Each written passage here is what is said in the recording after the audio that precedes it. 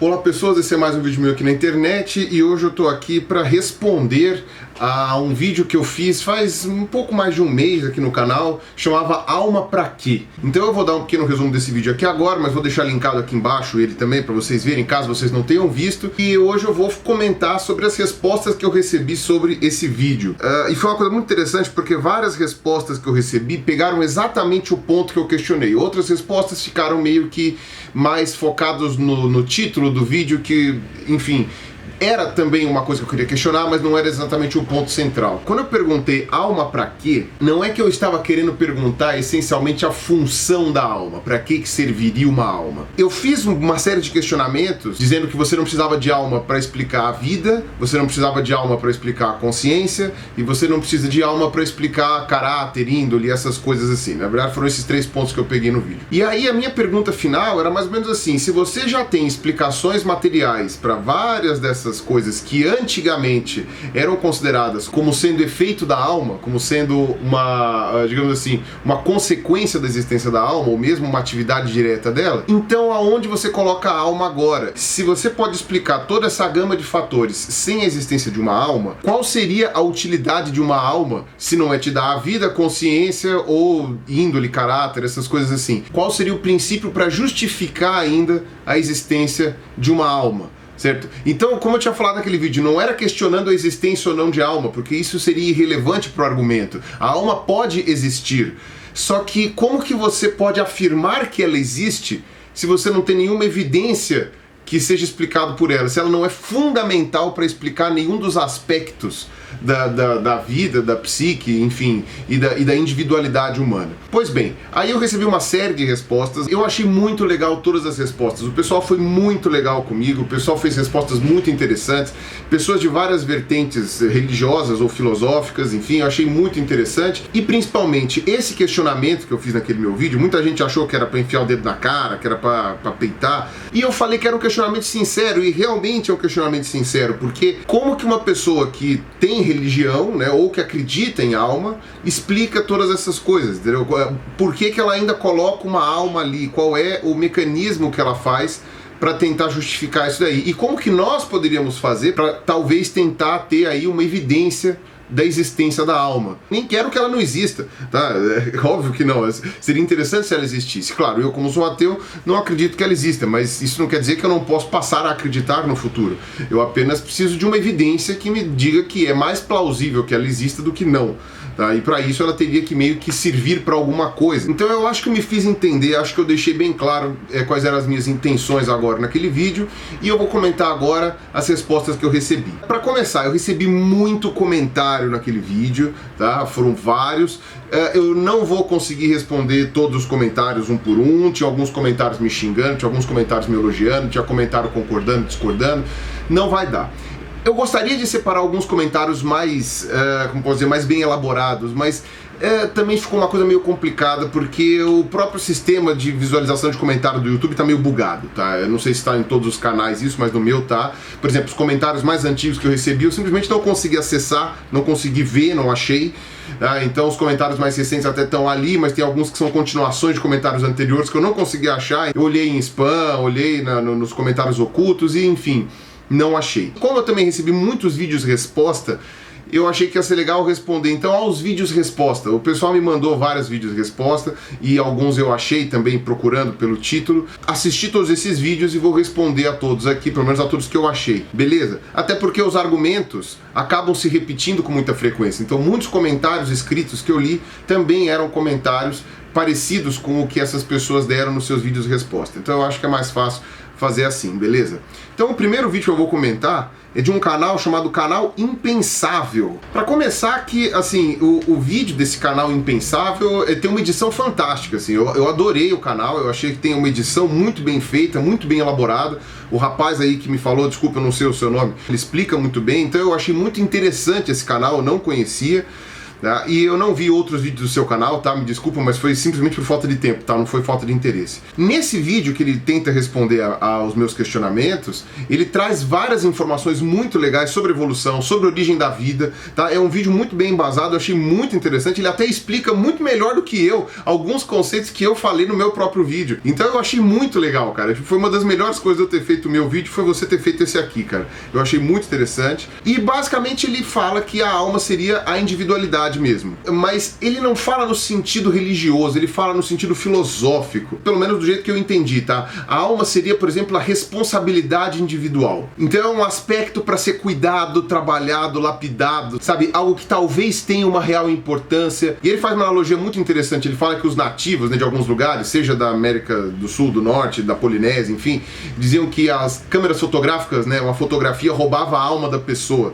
É óbvio que isso daí tinha muito da ignorância deles, mas que em parte isso é verdade, porque às vezes a foto dura muito mais do que a vida da pessoa. Então a pessoa já morreu, mas a foto está ali preservando aquele momento, preservando o rosto daquela pessoa. Então ele diz que nós somos a nossa consciência, né? Nós somos um agregado de conhecimentos, de experiências que nós fomos construindo ao longo da nossa vida, e as almas são os frutos dos nossos projetos, ou seja, as coisas que nós desenvolvemos. Ou seja, me desculpa se eu entendi errado, mas as almas seriam, por exemplo, o meu canal no YouTube, os meus artigos científicos, as lembranças que as pessoas que eu amo, que eu convivo, têm de mim, certo? E as lembranças dessas pessoas dentro de mim fariam parte da alma delas dentro de mim. Eu acho uma coisa muito bonita isso que você colocou aqui, se é que eu entendi direito. Tá. E foi muito legal você ter abordado um aspecto mais filosófico do que religioso, porque inclusive essa foi uma discussão que eu tive com os meus amigos quando eu fui lançar esse vídeo, porque eu passei esse meu vídeo para alguns amigos meus, alguns até vocês conhecem, né? O Pedrinho do Ateu Informa, o Frank Java, o Lucas do Li Finalmente e tal, e todos eles comentaram comigo que o meu vídeo estava muito incompleto, porque ele estava dando uma definição de alma, digamos assim, muito infantil, que seria muito restrita a essa visão religiosa daquela pessoa um pouco mais ignorante e tal, sabe, que não teve um traquejo muito grande, que acredita na alma de uma maneira mais purista, às vezes nunca nem leu a Bíblia e diz que está na Bíblia, uma coisa assim. E eles falaram que eu não devia ter feito o vídeo daquela forma, porque você tem muitas discussões sobre alma que inclusive nem abordam a questão religiosa, que seria só uma questão filosófica, desde o Platão, mas que realmente não era o foco daquele meu vídeo. Aquele meu vídeo era uma questão mais religiosa mesmo, do que o senso comum dizia sobre a alma, do que as pessoas em geral pensam sobre a alma, tá? Então seria mais ou menos isso,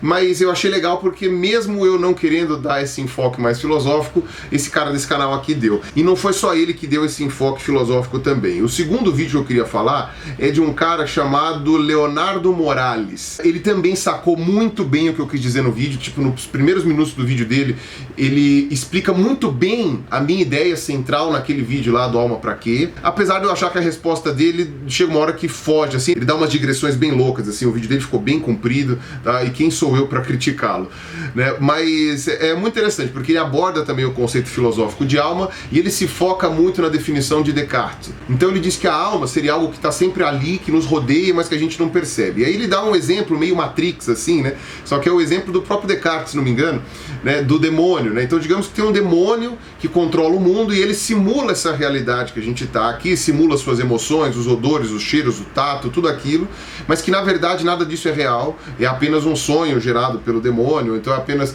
enfim, no caso de Matrix seria uma realidade virtual, né, e nada do que a gente conhece seria verdadeiro. Então tudo poderia ser falso, tudo poderia ser um engano, porém o simples fato de eu estar questionando isso, de eu estar achando que tudo poderia ser falso, que nada disso poderia ser verdadeiro, já é um indício de que pelo menos uma coisa é verdadeira. Eu como ser pensante. Ou seja, o questionamento que é gerado, ele tem que ser verdadeiro. É daí que vem a famosa frase do Descartes, né? Penso, logo existo. Ou seja, não é que ele estava dizendo que só quem pensa existe, e sim que o fato de você pensar é uma prova da sua existência. É uma prova de que pelo menos a sua essência é real. Pelo menos aquilo que você é, existe. Ainda que toda a realidade seja uma realidade virtual, montada por computadores ou feita por demônios, enfim. Já que o simples fato de pensar, né, faz com que exista, essa existência seria a alma. A alma seria aquilo que possibilita a gente de pensar e de chegar a essas conclusões, como por exemplo questionar nossa própria existência. Então a alma seria o eu. seria a individualidade, seria aquilo que está dentro de mim que faz com que eu conclua que eu existo. Mas aí ele dá um passo mais além. Ele fala, por exemplo, aqui que para o Descartes, né, quando a alma tem condições de interagir com o corpo, ou seja, quando ela está em pleno controle, digamos assim, das partes materiais, né, ela consegue exprimir qualidades intelectuais. Certo? Então ele fala que o Descartes fala muito da matemática, né? Que a matemática seria o mais importante. E aí ele dá um exemplo do zero, né? O que seria o zero? A ideia do zero mesmo, né? Não existia em várias civilizações.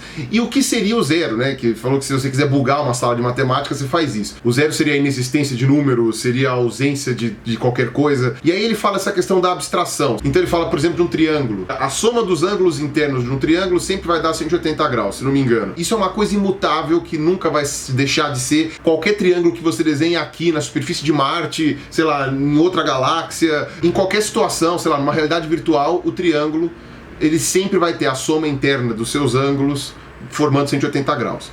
Então ele fala, se essas abstrações são absolutas, então tem que ter alguma coisa a mais além do nosso objeto material, além da nossa compreensão material, e isso seria a função da alma. Então desculpa aí, Leonardo, se eu entendi certo o que você falou, eu acho que é isso. Só que aí eu vou questionar esse seu posicionamento, tá? Porque eu acho assim, ok, o número 2, ele é uma abstração, né? Não existe número 2, né? Tudo bem, aquele desenho é uma representação gráfica, mas o 2 em si, ele não exprime uma coisa nele mesmo. O 2 são 2 de alguma coisa. Então, sei lá, esse mouse, esse controle remoto são duas coisas. Mas sem o mouse e sem o controle remoto, você não tem nada para dar valor para esse 2. Mas a gente consegue interpretar esse 2 na nossa cabeça, tá? Que duas coisas são 2 e a gente dá um número para isso.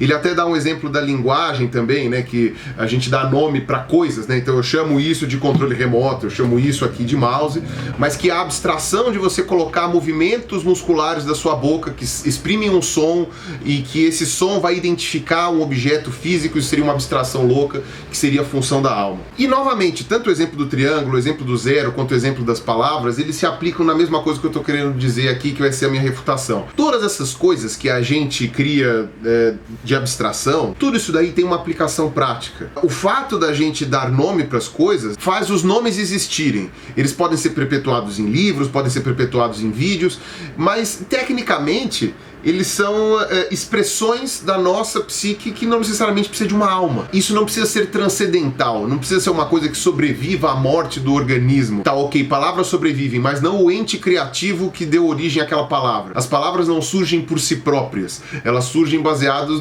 em cérebros que criam palavras, e esses cérebros morrem, e a gente não tem prova nenhuma ou evidência nenhuma de que o que está ali transcende depois. Por mais que você possa dar esse conceito filosófico aqui que você está falando, isso ainda não dá uma função, digamos assim, para a alma, uma função palpável. Porque você pode explicar a abstração necessária para você ter um triângulo, para você criar uma música, para você construir palavras, ou para você dar a ideia de números de 0, 1, 2, você pode explicar tudo isso sem apelar para a alma. A alma transcendente, imortal, que vai viver em outro planeta, entendeu? Se você quiser chamar a psique humana de alma, aí tudo bem, é uma questão de definição de termos, mas não é isso que eu tô querendo dizer naquele meu outro vídeo, tá? Então eu achei interessante porque você entendeu direitinho o que eu queria dizer, mas depois dessa sua explicação, meio que ela vai para um lado mais filosófico e não religioso. E eu achei muito legal porque no finzinho desse vídeo, né, o Leonardo Morales, ele fala que a alma transcendente está no que nós deixamos, né? Está no que nós fazemos para os outros, está nas memórias que as pessoas têm da gente. Então depois da morte o vídeo continua aí. Então eu posso morrer amanhã, mas meus vídeos continuam na internet,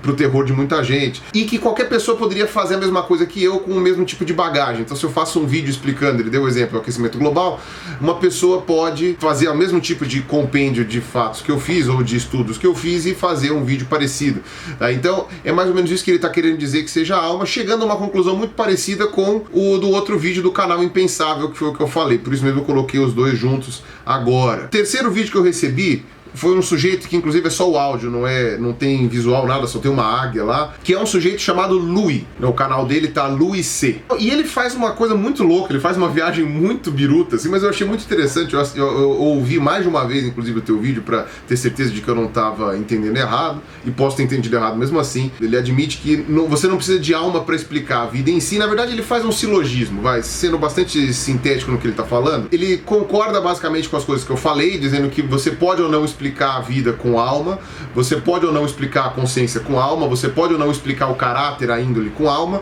mas aí ele se pega no ponto das escolhas. O livre-arbítrio, né? Ou seja, a sua vontade, a sua própria vontade de escolher coisas, né? Então eu vou escolher, enfim, se eu vou comer macarrão ou pizza, se eu vou, enfim, chegar na padaria vindo por essa rua ou pela rua de trás. Essas escolhas que a gente tem na vida, desde as mais banais até as mais complexas, né? Tipo, fazer ou não uma cirurgia numa pessoa que está com problemas, ou enfim, atacar ou não um país que está te provocando. Todas essas decisões, essas escolhas que as pessoas tomam, né, que seriam o fruto do livre-arbítrio, se elas existem, se essas escolhas existem, então você tem que ter alguma coisa fora da matéria que determina isso. Se tudo que a gente tem é material, né, são elementos inanimados que dão origem a elementos animados e não tem alma, não tem Deus, não tem transcendente, não tem nada, então as escolhas são uma ilusão nossa. Nós temos uma ilusão de que nós escolhemos as coisas. Temos uma ilusão de que temos o livre-arbítrio, quando na verdade o livre-arbítrio não existiria. No silogismo dele partindo do pressuposto que o livre-arbítrio existe,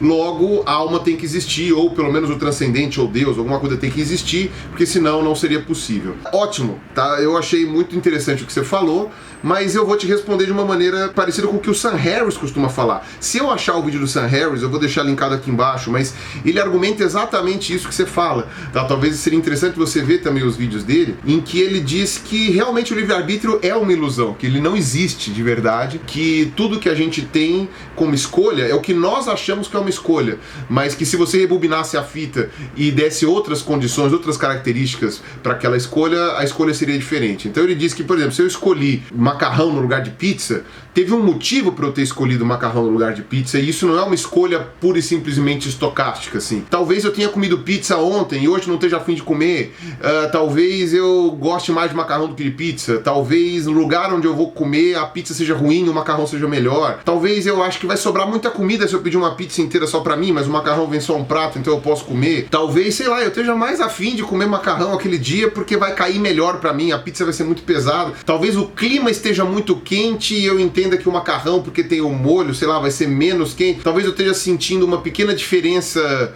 de pressão, certo? Então o meu organismo está pedindo mais sal, menos sal, e aí isso pode influenciar na minha escolha de comida, tá? Temperatura, pressão atmosférica, uma série de coisas que podem influenciar, né, na minha percepção do que eu quero comer. Então ele argumenta que você nunca tem um livre-arbítrio pleno, tá? Ele até dá o exemplo das cidades lá, né? Que você, se eu pedir para você citar uma cidade qualquer, a primeira que vier na sua cabeça, você não tem o livre-arbítrio de escolher qualquer cidade do mundo, porque você não conhece todas as cidades do mundo, isso é impossível. Você vai citar provavelmente as cidades que você mais conhece, aquelas que você esteve mais vezes, ou talvez aquela que você ouviu falar por último, enfim.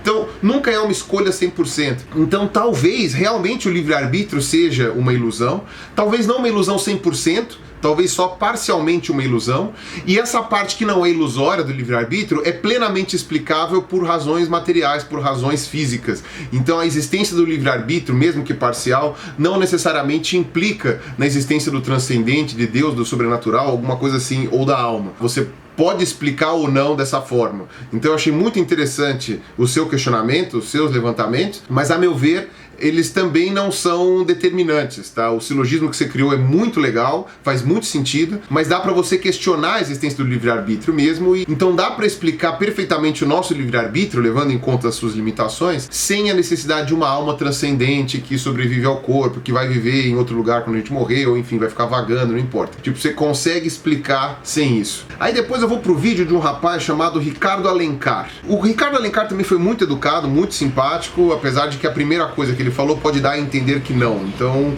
eu vou deixar bem claro aqui que ele foi um cara muito amável, eu gostei bastante do vídeo dele, mas no começo do vídeo ele chega e fala assim que eu tô tentando enganar o público, porque eu, na condição de ateu, eu quero sim provar que a alma não existe, né? O meu intuito é efetivamente provar que a alma não existe, então todos os meus questionamentos foram para ludibriar os meus inscritos para que eles efetivamente questionassem e deixassem de acreditar em alma ou em Deus, sei lá o que. Se esse for um motivo inconsciente meu, eu não tenho como te dizer, tá? Eu não sou psicólogo, nem psiquiatra, não sei se você é, enfim, não foi esse o motivo consciente que eu fiz o meu vídeo, tá? O meu motivo consciente foi efetivamente ouvir essas argumentações, exatamente isso que eu obtive foi o motivo do meu vídeo, tá? Eu queria saber quais eram as respostas das pessoas para a existência da alma e, enfim, tudo aquilo que eu falei no começo do vídeo agora, não preciso ficar repetindo. Então a minha motivação para fazer o vídeo não foi uma motivação, digamos assim, para ludibriar as pessoas, muito pelo contrário, foi exatamente para fazer uma discussão, para levantar um questionamento, coisa que você admite, inclusive, no final do seu vídeo, então também não preciso ficar repetindo aqui, é mais para o pessoal que não viu. Ele repete também que a alma seria o que traz a individualidade, né, e o espírito seria o que traz a vida, então ele separa espírito de alma, que foi uma coisa que eu não quis fazer no outro vídeo, mas eu sabia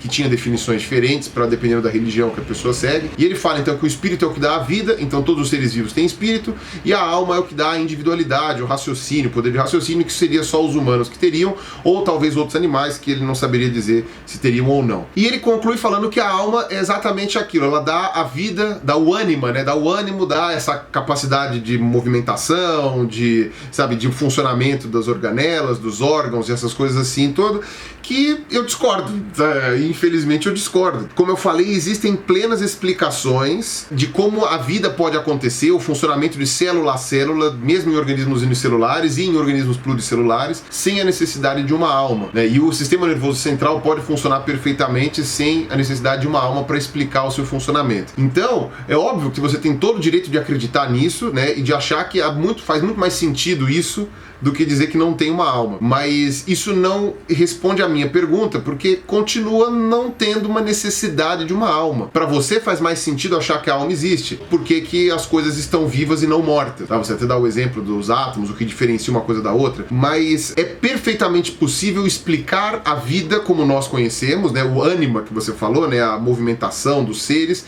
sem a necessidade de uma alma. É perfeitamente possível. Tá? Geração de ATP, geração de energia, a conversão de uma estrutura química em outra através de uma organela, de um processo químico e tal. Tudo isso daí é perfeitamente explicável sem a necessidade de alma. Não estou dizendo que por isso a alma não existe, como eu falei no outro vídeo, e também não estou dizendo que por isso as pessoas não devem acreditar em alma. Muito pelo contrário. Só estou dizendo que dá para explicar sem. E que, portanto, isso não é evidência da existência de alma. Então isso não é uma evidência da função da alma, tá? De que ela serve para isso. Então é mais ou menos isso que eu consigo extrair da última resposta do seu vídeo, tá, Ricardo? Depois eu vou colocar aqui um outro vídeo que eu recebi de um cara chamado Nino Denani. Pelo que eu entendi, o cara é mágico, alguma coisa assim. Eu achei muito interessante a linguagem do canal dele, tá? A maneira como ele faz. Eu assisti uns 2 vídeos seus, tá, Nino? Mas eu acredito que dê pra ver mais coisas interessantes. De novo, eu não tive tempo de ver outros vídeos seus, mas eu pretendo assistir, tá? Eu achei muito legal o teu canal,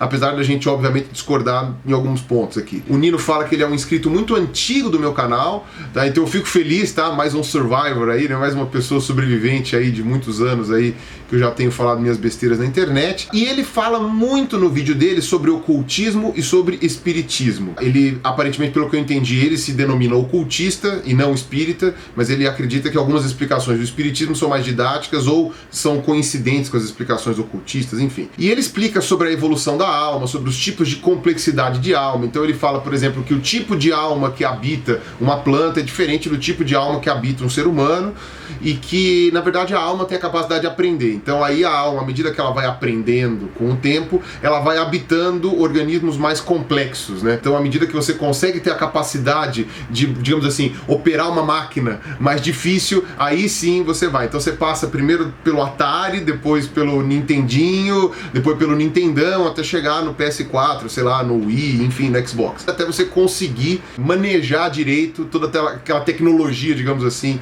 de um organismo mais complexo. E uma coisa muito interessante, porque como eu falei que o princípio de vida unitário dos seres vivos é a célula, e nós temos trilhões de células, e portanto seríamos trilhões de alminhas, ele fala que seria isso mesmo, pela filosofia dele, né, que várias alminhas, né, proto-almas, digamos assim, comporiam o nosso organismo, fariam as células estarem vivas individualmente, e é por isso que, sei lá, se eu cortar um punhado de células minhas e colocar numa cultura de células, vão continuar vivas. Mas todas essas proto-alminhas, cada uma na sua celulinha, obedeceriam a uma almona mor, sabe? A alma maior, que seria a alma já bem estruturada, tal, mais evoluída, que seria a alma que controla e que a gente denomina comumente como a alma do Pirula, vai, digamos assim, que seria a minha, que vocês reconhecem como Pirula. Ele também diz que a alma não teria consciência obrigatoriamente, que a alma pode ou não ter consciência, então a consciência seria uma característica da alma e não a alma em si. E ele termina falando que a utilidade da alma, ela é uma pergunta espúria, porque a alma não serve pra nada do mesmo jeito que o ser humano não serve pra nada. Mas ele fala num sentido de utilidade última, assim. E ele fala que nada no mundo tem uma utilidade em si. Se o planeta Terra não existisse, a gente não estaria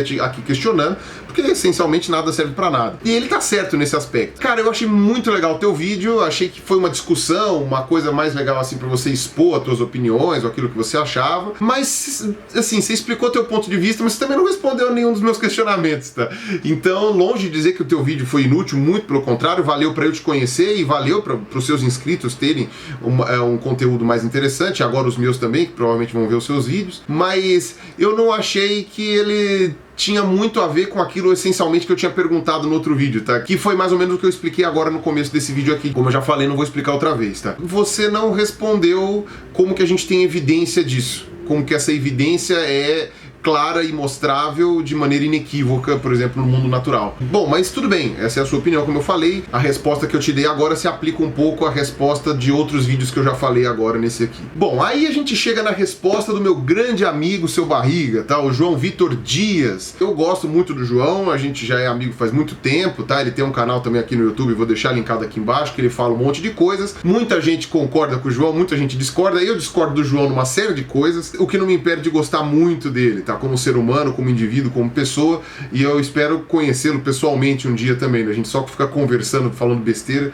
e a gente ainda não se viu pessoalmente. E o vídeo dele, me respondendo, tem duas funções, na verdade. Uma que não tem nada a ver com o meu vídeo, foi uma desculpa que ele usou para falar sobre o ponto de vista religioso dele, né, em que ele se considera católico, cristão, enfim, e a outra parte do vídeo, aí sim, ele separa para responder aos questionamentos que eu tinha deixado. Então ele fala até a analogia do elefante, que eu não vou explicar aqui, vocês vão lá e olham no vídeo dele, né, dizendo que como a verdade tem várias facetas, então a alma, na verdade, seria tudo aquilo que eu falei. Ela seria o que dá a vida, o que dá a individualidade, o que dá a consciência, o que dá caráter, índole, todas essas coisas assim ao mesmo tempo, e ao mesmo tempo individualmente você não tem como explicar a alma de maneira só por causa da vida, só por causa da consciência, só por causa da índole. Você teria que juntar tudo para ter uma explicação coerente do que seria uma alma e qual seria a necessidade dela. Ele diz que uma das evidências que ele enxerga para a necessidade de alma é que nenhum ser humano é igual ao outro, que você tem uma individualidade muito única, mesmo que seja um irmão gêmeo, que seja um clone, que seja coisa, nenhum ser humano é exatamente igual ao outro. E que a alma seria então a nossa essência, o que nos torna únicos, certo? Em relação a outras pessoas. E ele até comenta de um filme chamado Gattaca, ou Gattaca, tá? O Gattaca, não sei como é que pronuncia, que eu achei que eu tinha visto e não vi, tá? Essa semana me perguntaram se eu tinha visto, eu confundi com outro e na verdade eu não vi esse filme, tá? Então eu não vou opinar. Respondendo essa questão da individualidade, João, o que eu enxergo, e aí obviamente é o meu ponto de vista de ateu, tá? É que a individualidade ela é construída. E exatamente como nós não podemos ocupar o mesmo lugar no espaço, como nós não temos como fusionar dois seres humanos já formados, só quando eles estão em formação que a gente consegue fazer isso, automaticamente, à medida que você coloca esses dois indivíduos no mundo, eles vão estar sujeitos automaticamente a experiências diferentes. E mesmo que eles estejam unidos o tempo inteiro, certo? O simples fato do vento bater pela direita em um, que automaticamente vai fazer um bloqueio no outro, que vai sentir o vento diferente, o simples fato de um estar de frente para o outro, ou seja, a direita de um é a esquerda do outro, já faz com que as experiências deles sejam diferentes. O que um tá olhando não é obrigatoriamente o que o outro vai olhar. Então, tudo isso daí, no decorrer de todos os anos de vida, né, de um indivíduo, mesmo que sejam 3, 4 anos, você tem uma filhinha pequena, você sabe disso, isso vai determinar em parte como que nós vamos reagir aos estímulos que nos são apresentados. Então, como que eu vou reagir ao estímulo de, sei lá, de uma pessoa gritando comigo? Vai depender de como que eu interpretava isso quando eu era criança. Então, por exemplo, se a minha família sempre falou gritando, eu talvez não me assuste muito. Se a minha família só falava gritando quando estava brava comigo, eu vou entender que uma pessoa berrando, independente de eu estar enxergando ela ou não, é porque ela está brava comigo. Você entende? Você tem vários aspectos. E além do mais, você tem aspectos biológicos também, né? Alguns traços psicológicos e traços da índole das pessoas que são nitidamente genéticos. Tanto é que foi um exemplo que eu já dei em algum vídeo, não sei nem se foi nesse vídeo mesmo que a gente está falando. Às vezes, filhos adotivos mantêm traços psicológicos dos pais biológicos que eles nunca conviveram, tá? Mas que estão ali na memória genética deles. Muito dessas características que você está falando, que são da individualidade do ser humano, podem ser explicadas perfeitamente sem alma. Na verdade, eu diria até que eles são uma condição sine qua non, não teria como ser de outra forma, tá? Então a existência da alma também, a meu ver, nesse aspecto fica irrelevante, tá? Não quer dizer novamente que a alma não existe, mas ela não é necessária para explicar essas diferenças de individualidade que a gente vê nos seres humanos, tá? Porque a gente vê isso daí mesmo nos animais, tá? Um cachorro não é igual ao outro,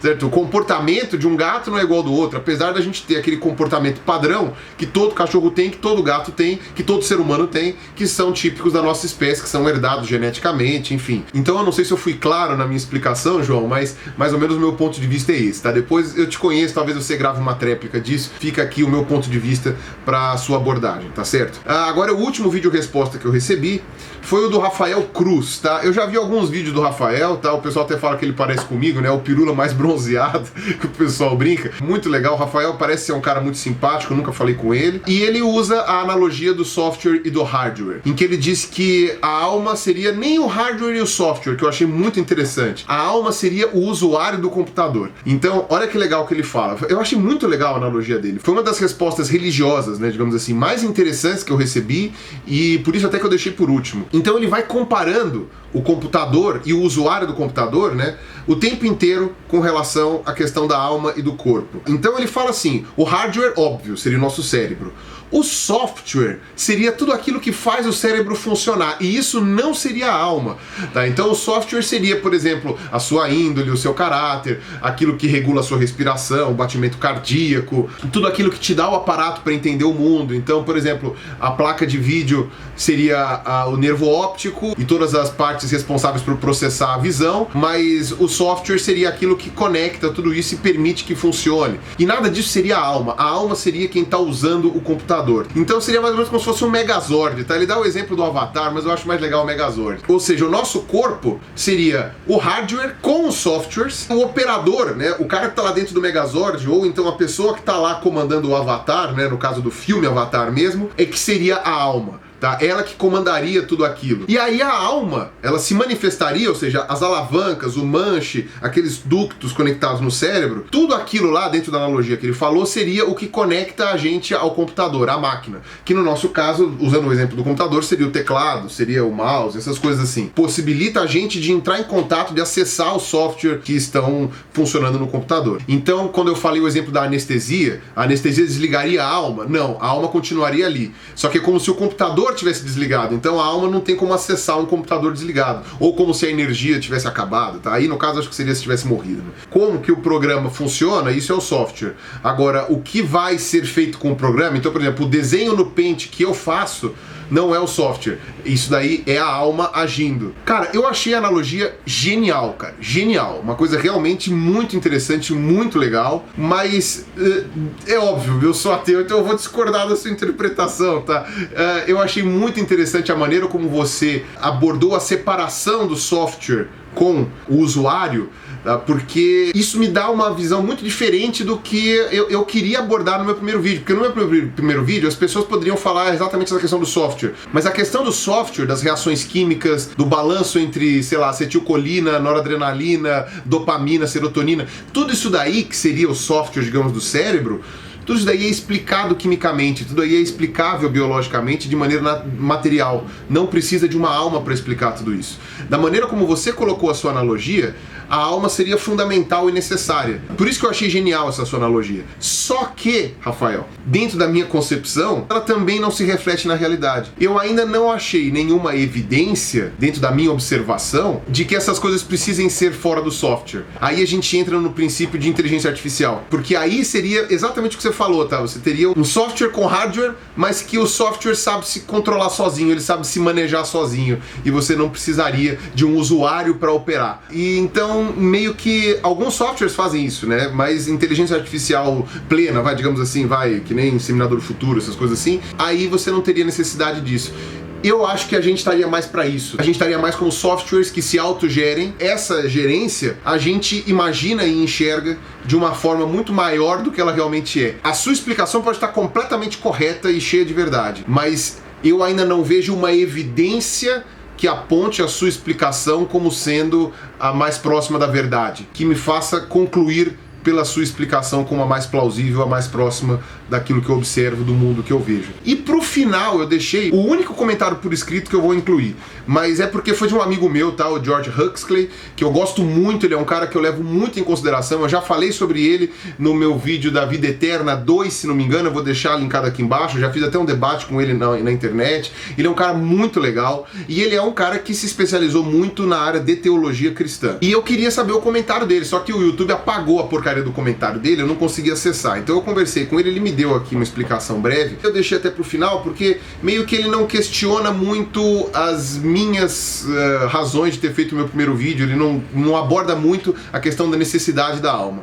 Ele apenas dá uma pequena explicação teológica sobre as diferenças de alma, né, de como seria dentro da parte bíblica, né, digamos assim. Basicamente fala que no hebraico bíblico você tem 3 palavras que a gente poderia traduzir pro português como sendo alma, tá? Ou seja, que não querem dizer a mesma coisa, mas que na nossa língua acabam significando alma ou espírito. Que uma é nashemá, que seria fôlego, respiração, o ato de estar vivo, tá? Então seria uma expressão para se referir à vida como um todo, tá? Então, tipo, sei lá, essa minha plantinha tá morta, então ela não está na Shema, alguma coisa assim. A outra seria nefesh, ou nefesh, não sei como é que pronuncia, que seria apetite, desejo, vitalidade, tá? Então que seria a vontade de viver, a força de vontade, essa coisa assim. Seria mais ou menos que nem a Hebe falava, né? Ai, você é linda de viver, né? Então, tá, se eu entendi direito, tá? Então serve para animais, pessoas também, mas que não é nada que seja muito transcendental. Agora, o ruach, ou ruach, seria o espírito. Tá? Aí sim, essa palavra seria o espírito do próprio Deus nos seres vivos. Então Deus teria colocado esse ruach, esse espírito, em todos os organismos vivos,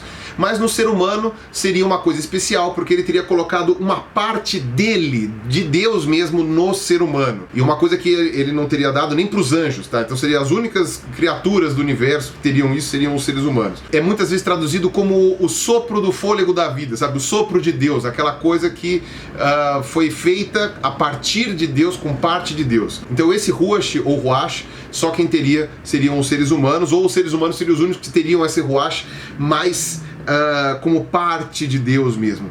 Então ele dá aqui vários exemplos de alguns versículos em que você tem ruach ou ruach do hebraico, tá? E que a tradução seria espírito. Então ele coloca aqui Isaías 30, 28, Jó 33, 4, Gênesis 41, 38, Gênesis 6, 3, que eu não vou ficar repetindo aqui, senão vai ficar muito comprido, eu vou deixar linkado aqui do lado. E ele fala que o espírito seria indissociável do corpo. Sem um corpo, o espírito não existiria. Ah, mas aí a pessoa morre, o espírito sobrevive e o corpo dela morre. Mas ele diz então que para a escatologia bíblica, dentro da teologia que ele leu, na outra vida, o espírito ganha um novo corpo, porque sem um corpo ele não tem como existir. Então ele ganha outro corpo, seria indissociável o corpo do espírito. Então no fim das contas eu achei muito interessante, achei muito válido ter feito aquele vídeo, por mais que tenha muita gente tenha me xingado, mas eu achei que esse tipo de interação, esse tipo de debate, esse tipo de discussão é tão rico que não tem preço a oportunidade de poder fazer isso, tá? Olha que legal, olha quanta discussão interessante a gente teve com aquele meu primeiro vídeo, com essas respostas que eu recebi. Claro, eu tô numa posição um pouco privilegiada, tenho um canal com um certo número de inscritos,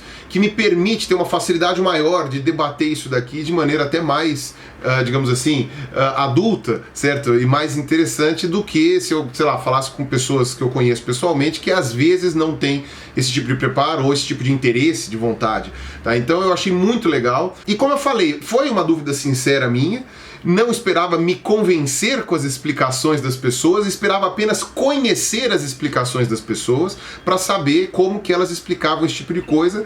E claro, expor tudo isso daí para vocês. Às vezes tem pontos que quem está me assistindo nunca tinha pensado, e as minhas respostas podem também funcionar para que as pessoas tenham uma noção de outras argumentações, sabe? Refinar o seu poder de argumentação, o seu poder de debate, de discussão, que eu acho que é o que falta muito, certo? Nas pessoas aqui, né? E, bom, a internet está aí para deixar isso bem claro. Então é isso aí, eu agradeço bastante quem aguentou assistir até aqui. Um abraço, até amanhã e falou!